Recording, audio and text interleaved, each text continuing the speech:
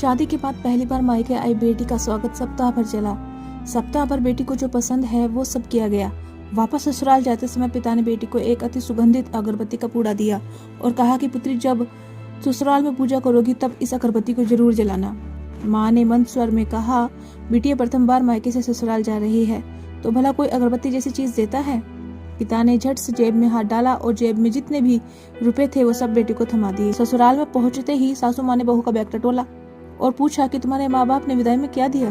कुछ विशेष न मिलने पर उनकी नजर अगरबत्ती के पूड़े पर पड़ी। क्रोधवश सासू माँ ने मुंह बनाकर बहू को बोला कि कल पूजा में ये है अगरबत्ती लगा लेना। वह जब बेटी पूजा करने बैठी, अगरबत्ती का पूड़ा खोला, उसमें से एक चिट्ठी निकली। लिखा था, बेटी ये अगरबत्ती खुद जलती है लेकिन पूरे घर को सुगंधित कर देती है। इतना ही नहीं, आजू बाजू के पूरे वातावरण को भी अपने महक से सुगंधित और प्रफुल्लित कर देती है।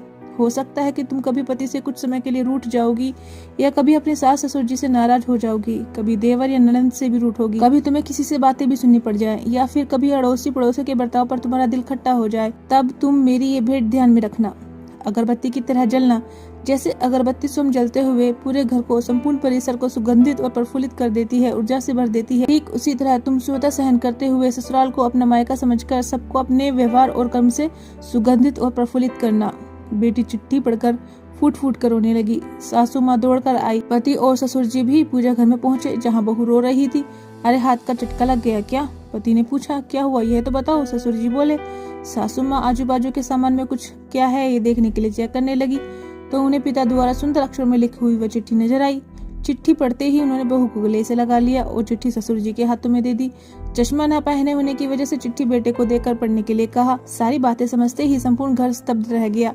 सासू माँ उच्च स्वर में बोली, अरे ये चिट्ठी फ्रेम करनी है। यह है मेरी बहू को मिली हुई सबसे अनमोल भेंट है। पूजा घर में बाजू में ही इसकी फ्रेम होनी चाहिए और फिर सदैव वह फ्रेम अपने शब्दों में संपूर्ण घर और अगल बगल के वातावरण को अपने अर्थ से महकाती रही। और अंततः अगरबत्ती का पूड़ा खत्म होने के बावजूद भी क्या आप भी ऐसे संस्कार अपनी बेटी को देना चाहेंगी? बेटियां तो 2 कुलों को महकाती